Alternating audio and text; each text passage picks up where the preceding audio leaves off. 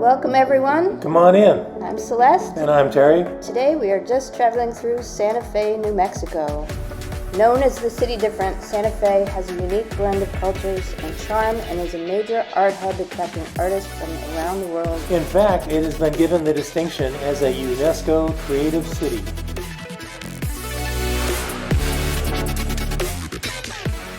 In this video, we're going to give you information about visiting Santa Fe, including an overview, where to stay, where to eat, and a 3-day itinerary for your visit.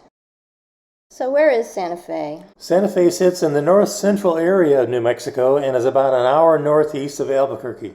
It's about an hour and a half southwest of Taos, which is a popular ski destination in the area. Santa Fe sits at an elevation of approximately 7,199 feet above sea level. It has a population of about 87,500 people. Santa Fe is considered a high desert and enjoys over 300 days of sunshine annually with low humidity and significant temperature swings between day and night. Santa Fe has attracted many famous people over the years, drawn by its vibrant art scene, natural beauty, and unique culture. In fact, George R.R. Martin, responsible for creating the Game of Thrones, has owned a home in Santa Fe since 1979 and has been an active member of the community. We'll mention more about Mr. Martin and his contributions to the city later in this video. Santa Fe is the oldest capital city in the United States, established in 1607. It is also home to the oldest church in the United States, the San Miguel Chapel.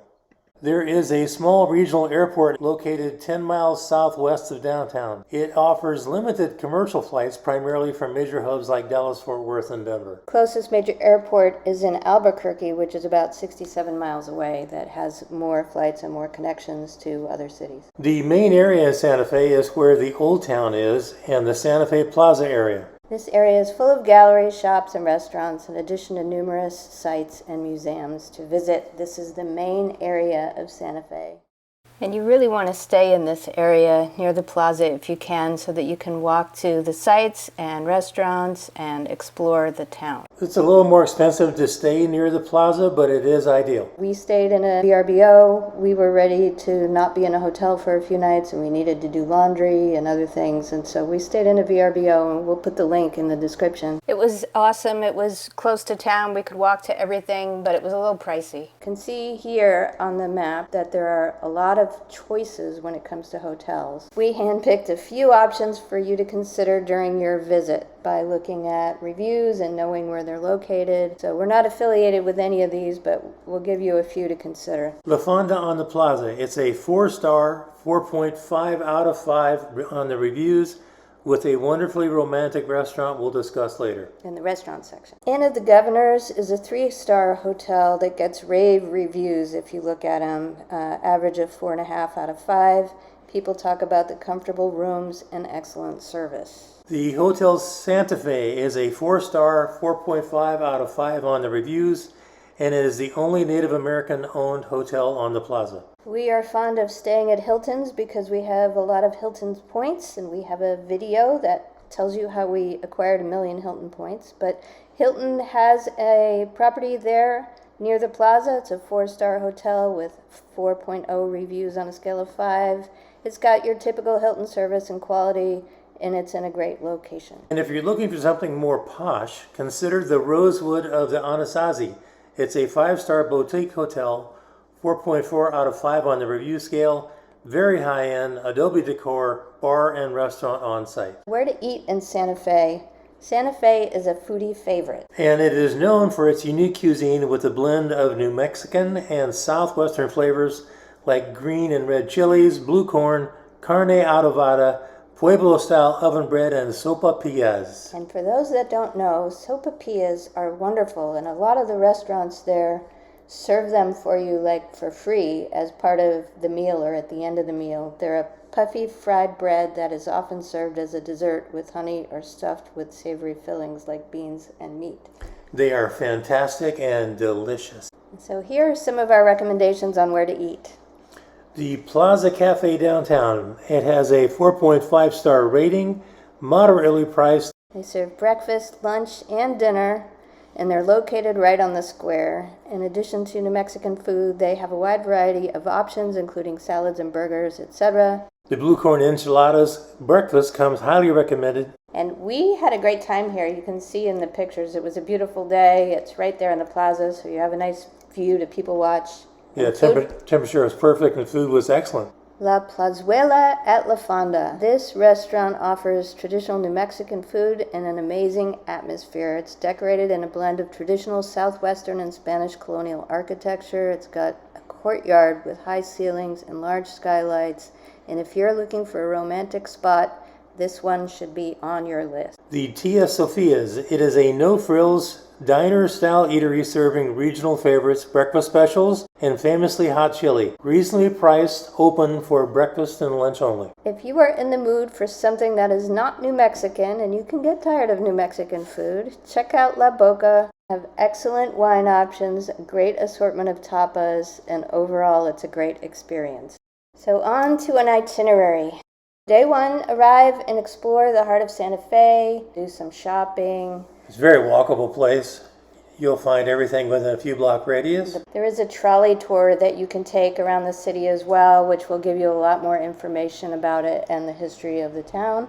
And then visit the Palace of the Governors. It is an historic adobe building built in 1610. It is one of the oldest public buildings in continuous use in the United States. Originally, the palace served as the seat of government for the Spanish colony of New Mexico, and it continued to play a central role in the region's history through the Mexican and American territorial period. Today, the Palace of the Governors is a museum with exhibits on Native American, Spanish, Mexican, and Anglo-American history. This long portal, covered walkway, is famous for the Native American artisans who sell their handmade jewelry, pottery, and other crafts there daily. Next, you can visit the New Mexico Museum of Art. It's just a short walk from the plaza. This museum offers a diverse collection of Southwestern art. Then the Loreto Chapel. Visit this chapel to see the famous miraculous staircase, a marvel of carpentry and engineering.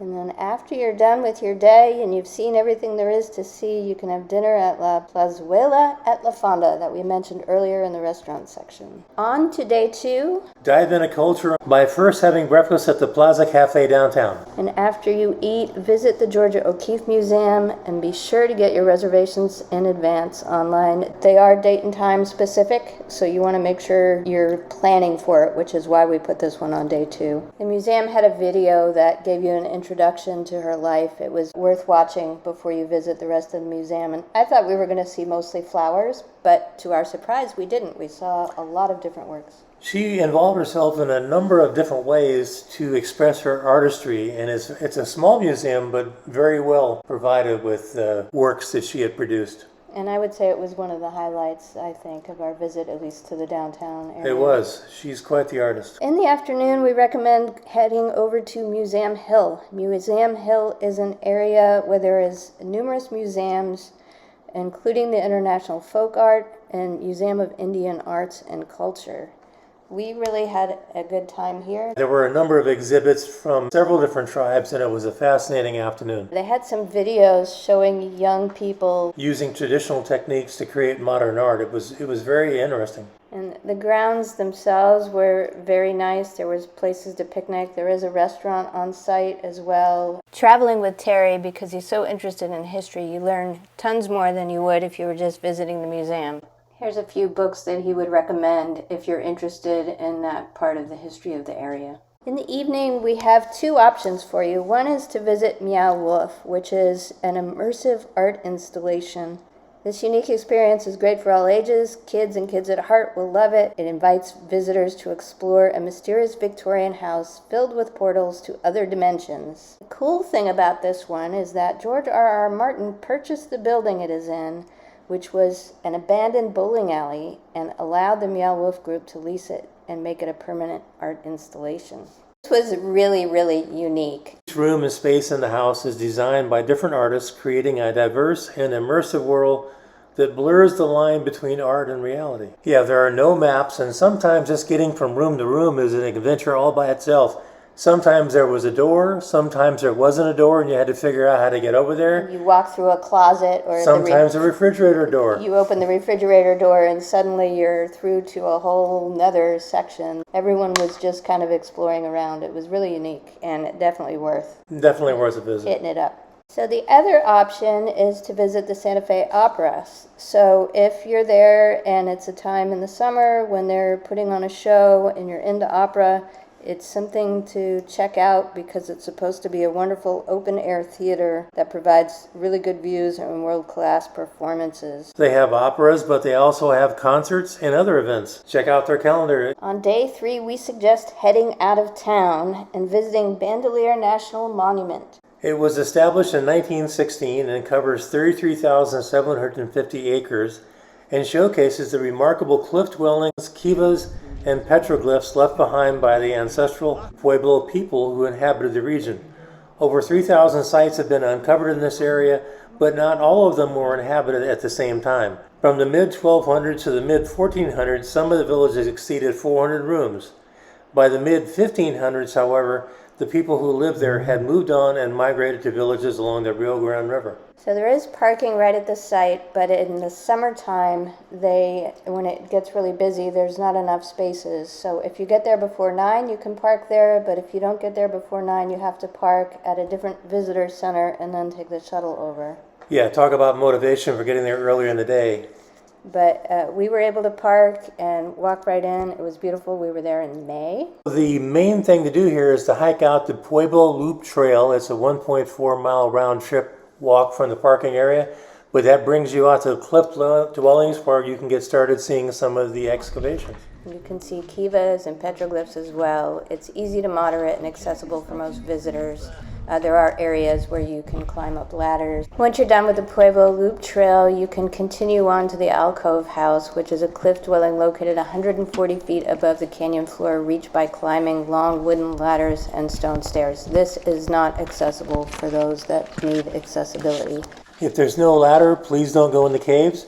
And by the way, there's a great deal more information on our website page for this area. After you've visited Bandelier, head on over to Los Alamos. If you've ever seen the Oppenheimer movie and wondered, is Los Alamos still there and can I visit? The answer is yes and yes. There are several things to see in Los Alamos, and during our visit we primarily planned to see the Bradberry Science Museum. But after visiting, however, and we were doing research for this video and for our website, we found out there are parts of Los Alamos that are part of the Manhattan Project National Historic Park, which includes 3 sites, one in Oak Ridge, Tennessee, the one in Los Alamos, New Mexico, and one in Hanford, Washington. And we recommend visiting the official National Public Park website to get more information and to download the NPS app for your phone so that you can get the most out of your visit. Don't make the same mistake we did and miss those things. So you guys, we're taking our mistake and we're giving it back to you. Yeah, there's a lot more to see and do at Los Alamos than meets the eyes. And make sure you stop at the Bradberry Science Museum. Learn about the lab's beginnings during the Manhattan Project and the lab's continuing work. The museum is full of displays describing what they had to do and what they had to invent to create the atomic age. You get a chance to do a deep dive into the Manhattan Project and the development of the atomic bomb. There are over 60 interactive exhibits allowing visitors to learn about a wide range of scientific topics, including physics, chemistry, and the latest technological advances. It was perfect, I think, for kids. Like, I'm a kid at heart, and when we go to those things, and it had a lot of hands-on things and activities. Yeah, it's just an amazing amount of information, and you'll walk away with a whole lot more appreciation for what Oppenheimer and his gang created there. After visiting Los Alamos, don't forget to stop at Anderson Overlook on your way out of town. It's a scenic overlook that gives you a great view of the Sangre de Cristo Mountains in the Rio Grande Valley.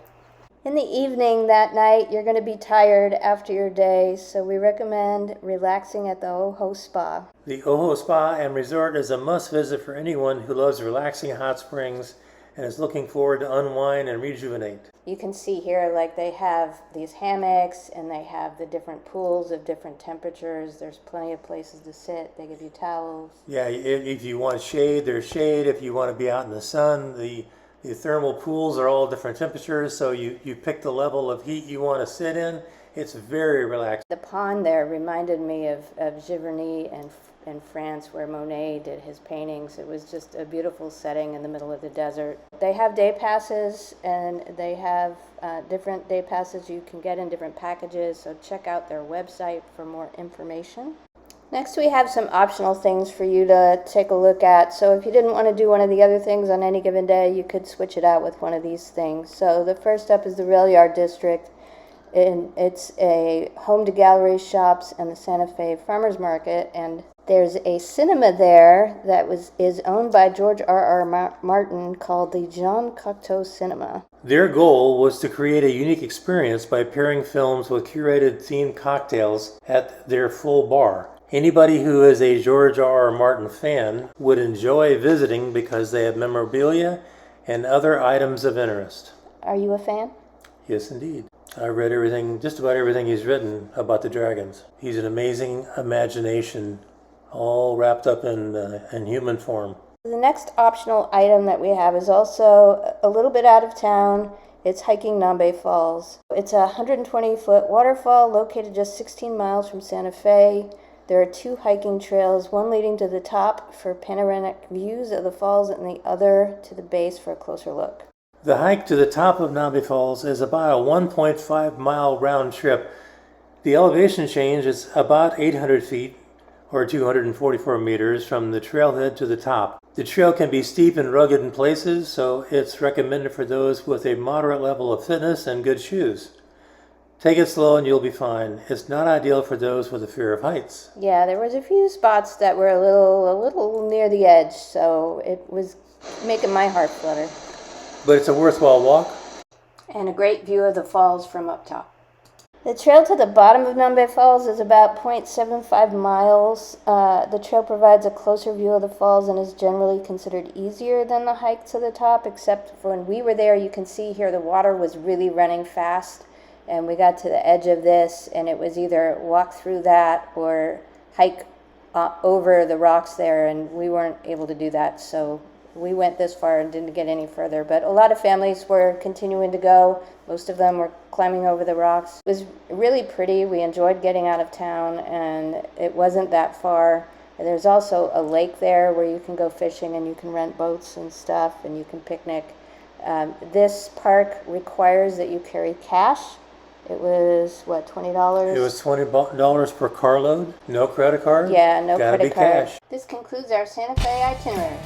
Check out some of our other New Mexico and Southwest USA videos and consider liking our video and subscribing if you want to get updates when we publish new stuff. Thanks for watching. Cheers!